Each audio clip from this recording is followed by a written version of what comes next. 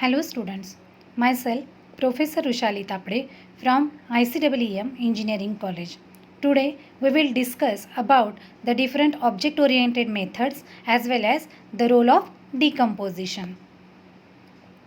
In this video, we will discuss about what is a decomposition, then the role of decomposition. After that, we will see what are the different types of decomposition. There are two types of decomposition. The first one is algorithmic decomposition and then object oriented decomposition. So we will discuss about what is a algorithmic decomposition and what is a object oriented decomposition. After that we discuss about the difference between algorithmic decomposition and the object oriented decomposition. In the last video we see the complexity of the software, that means how the complexity arises while developing the software. So we will see which type of decomposition is helpful to manage the complexity of software, whether it is a algorithmic or whether it is a object oriented decomposition, which decomposition is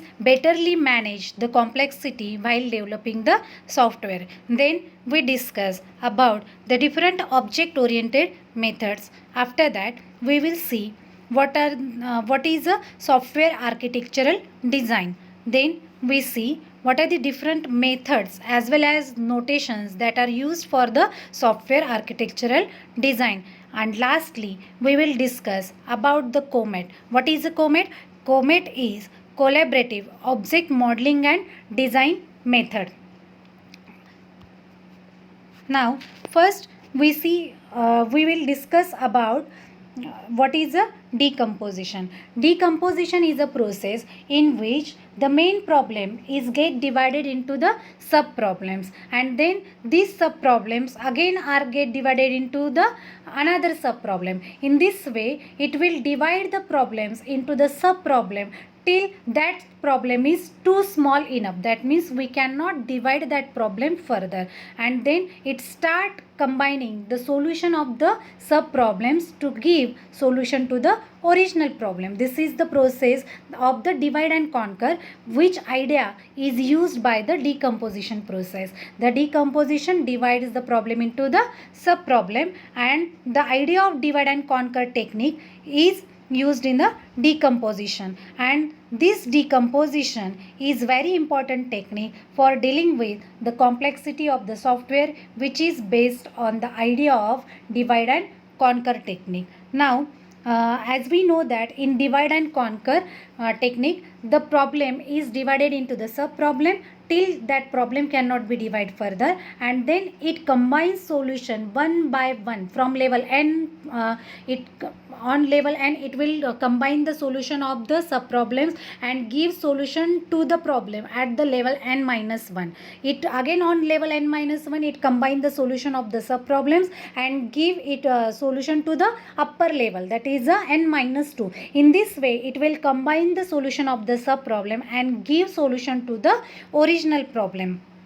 So the repeatedly dividing the problem will lead to the sub problems which are small enough and they can be conquered. In this way the solution to the original problem can be given, and this process is completely used for dealing with complexity of the software, because we can manage the complexity of the software. That means I want to say, if the problem is too complex then it is very difficult to deal with the whole problem. Instead of that, if we divide that problem into the smaller problems, so it is easy to handle each and every problem, because it is less complex as compared to the original problem, because it is divided into the sub problem, and which can be handled one by one. Every module can be handled separately, so it is easy for us to deal with that problem with the help of decomposition. Now there are two types of decomposition. The first one is called algorithmic, that is a process oriented decomposition,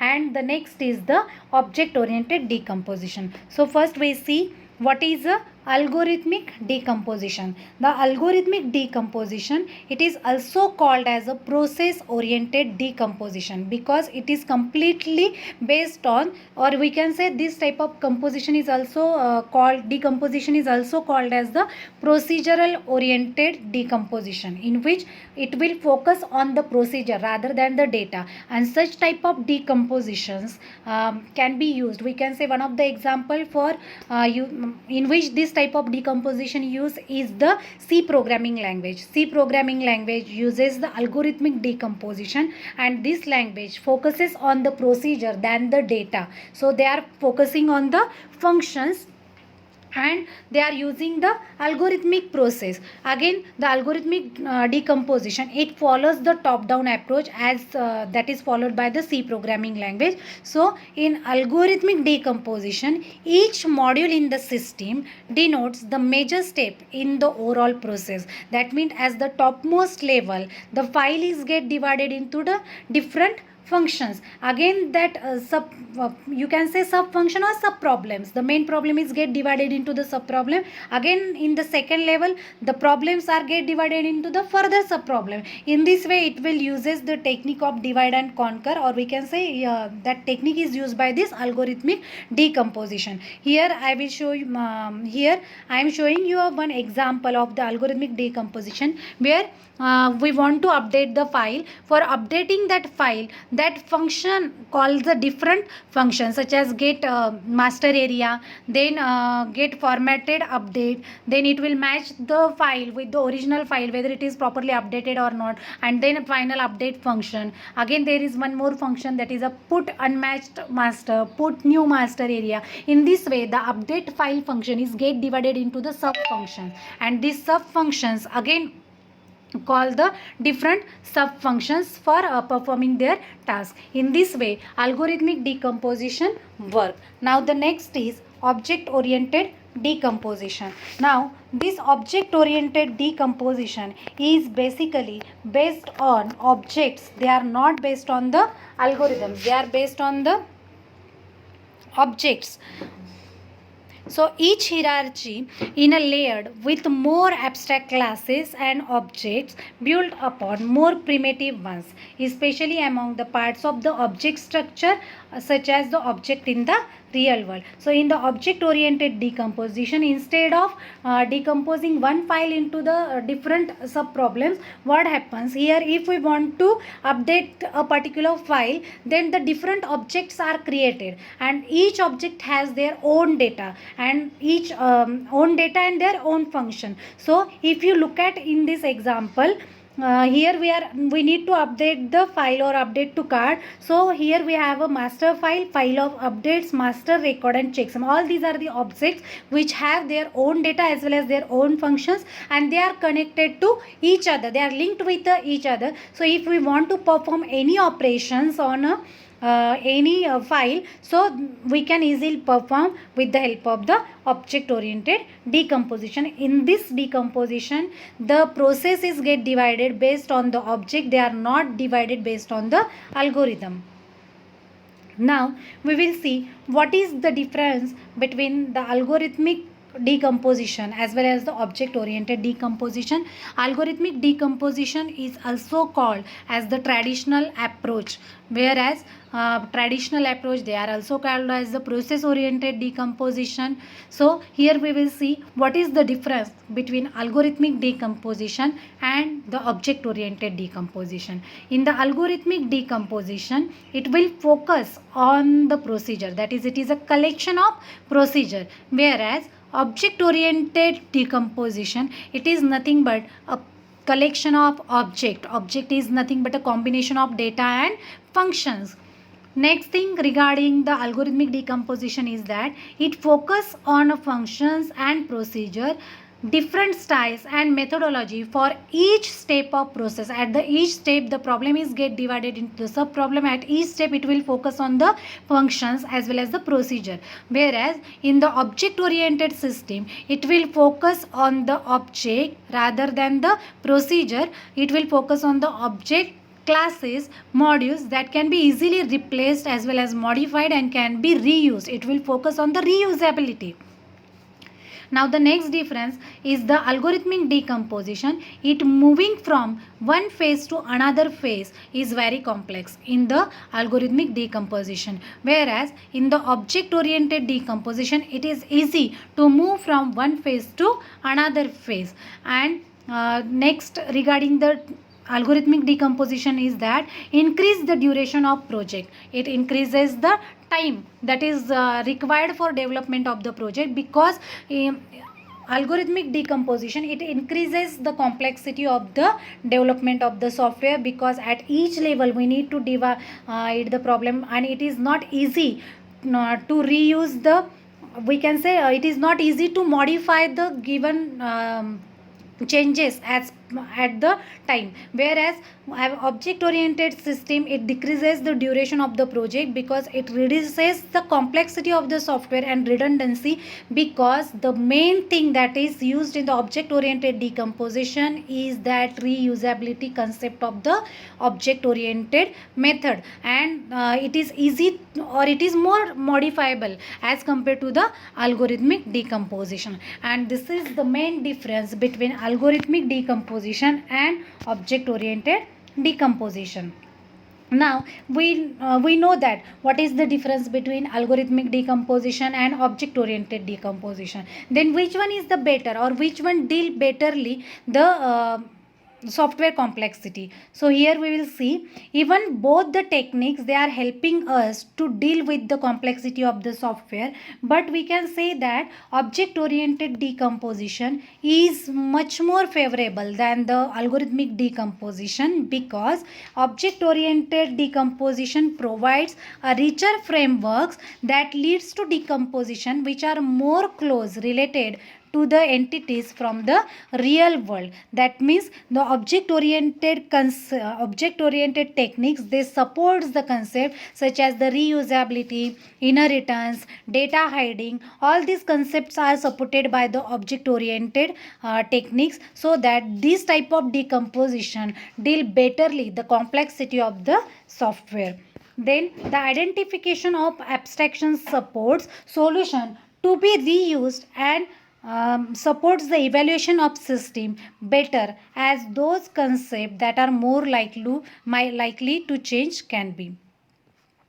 Now, what is the object oriented methods, or how the object oriented methods play a role in a software designing? Now, the object oriented concepts are play an important role in software analysis as well as designing, because they addresses the fundamental issues of the software. Now, which are the fundamental issues of the software? The fundamental issues of the software are modifiability, adaptation and evaluation. As we say, object oriented technique, it can easily handle the different modifiability, because the data is associated with the particular object, and data and functions, they are encapsulated within that object, so it is easy to modify the particular thing. Then adaptation, that is, it is uses the concept of inheritance. And then the evaluation, these are the concept fundamental issues that are addressed by the of the software, which are addressed by the object oriented decomposition.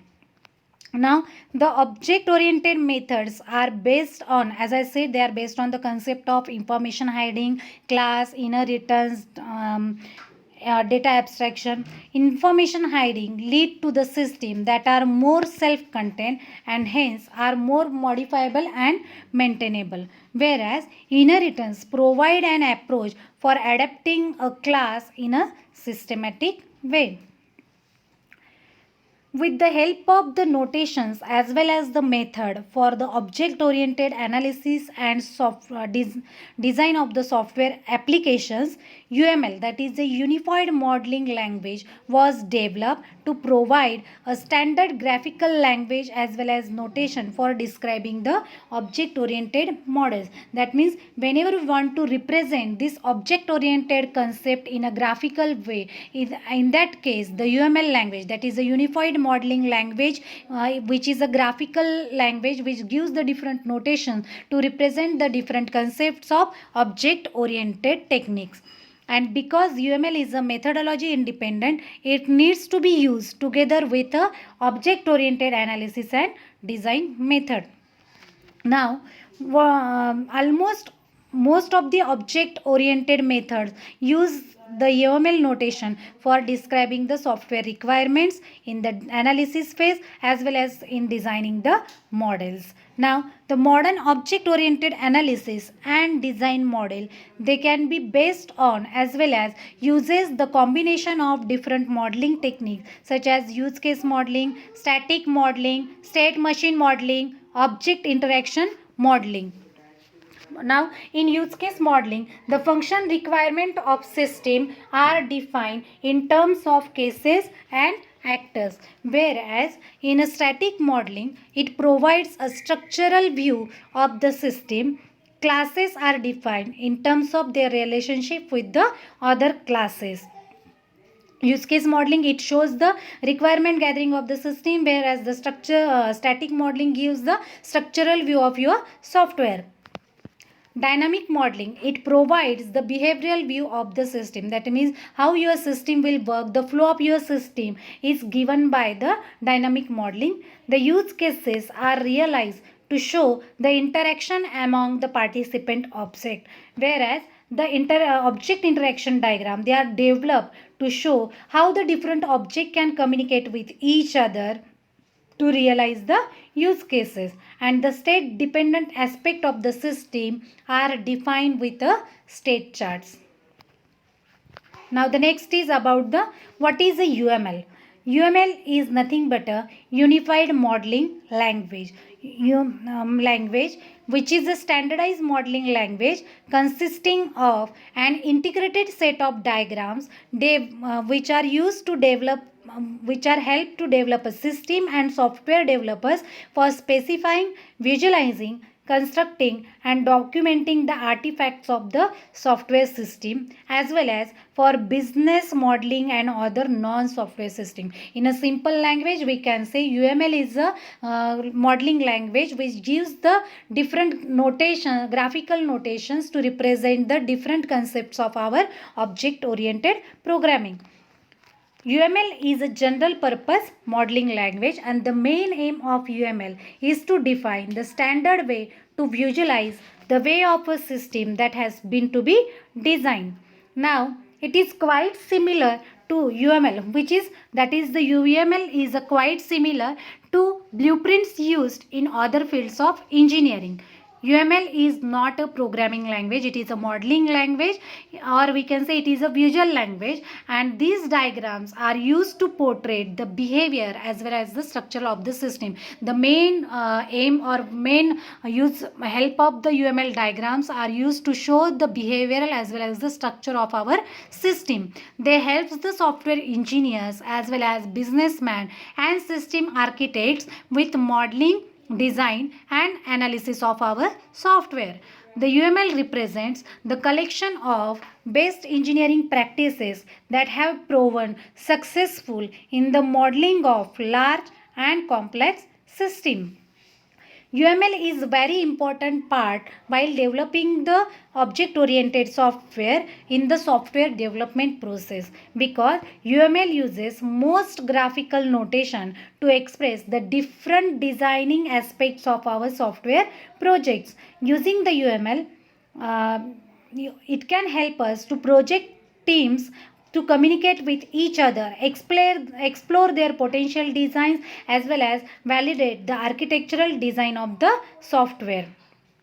So this is regarding about what is a unified modeling language. But now we will see what is the history behind the UML. That is, who is a developer of UML, when UML is was developed. So in 1991, object modeling technique, that is a OMT language, modeling language, was developed by James Rumbag, which was the best for analysis as well as the data intensive information system. This modeling technique is the best for analyzing the data intensive information system. Then in 1992, object oriented software engineering language was developed by Jacobson, which featured a model known as use cases. That means these use cases are very powerful technique for understanding the behavior of entire system.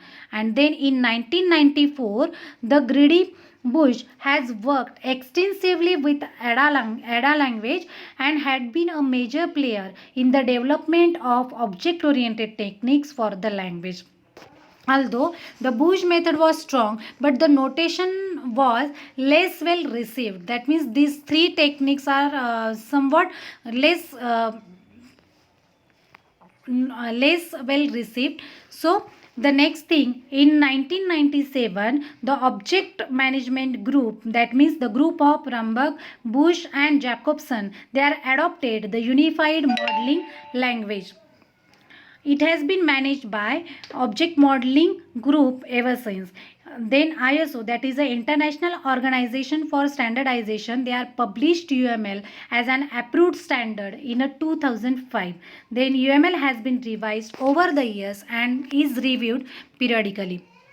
Next thing we see regarding what are the primary goals of UML. Why we are using UML for representing, for showing the structural as well as the behavioral view of our software. So these are the goals in the design of the UML. The first one, it provides user with ready to use and expressive visual modeling language so they can develop and exchange meaningful models. That means we can easily use ready to use diagrams to represent the structural as well as the behavioral view of our software. It provides extensibility and specialization mechanism to extend the core concept.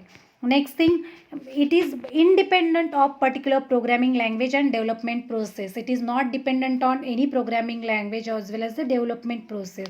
Next goal of the UML is it provide a basis for understanding the modeling language, how to use the modeling language. That the basis for understanding that modeling language is provided by the UML. It encourage the growth of object oriented tools it encouraged the growth of object oriented tools. Then it supports higher level development concepts such as collaboration, patterns, components and integrate best practices. These are the primary goals in the design of the UML. Whether UML really helpful to us? Yes, UML is helpful to us because in a complex applications need collaboration and planning from multiple teams. That means complex application, it required planning as well as the collaboration from multiple teams and hence require a clear and concise way to communicate among them. Business do not understand the code, so UML becomes essential to communicate with non-programmers. Essential requirement, functionalities, process of the system. A lot of time in this way is saved down when teams are able to visualize the process. They can able to use with the user interaction and static structure of the system. UML is linked with the object oriented design and analysis. That is, all the concept of object oriented methods are well represented, graphically represented with the help of UML. It makes use of the elements and form association between them to form the diagrams. Now UML can be broadly classified. Diagrams in the UML are broadly classified into the two types. Some are the structural diagram, some are the behavioral diagrams. There are various diagram under the UML and these diagrams are classified into the two types. First one is called as the structural and second one is called as the behavioral diagram. Structural diagram capture the static or we can say structure of a system. It represents the structure of your system, whereas the behavioral diagram, it represents the behavior of the system. These are the structural UML diagram. These 7 diagrams comes under the structural UML diagram, which represent the structure of the system. In that, the first one is the class diagram. The second structural diagram is the component diagram. Next is the deployment, then object diagram, then package diagram, composite structure diagram, and lastly profile diagram. All these diagrams represent the structure of the system. Next thing, the behavioral UML diagram. These diagrams represent the behavior of the system. There are the 7 diagrams. Again, first one is the use case diagram. Next is the activity diagram. Third one is the state machine diagram. Next is the sequence diagram, communication diagram. This sequence diagram shows the timing aspects of the system, whereas the communication diagram, it represents how the objects are communicated with each other. Interaction diagram. and timing diagram. All these diagrams represent the behavior of our system, and they are called as the behavioral UML diagram.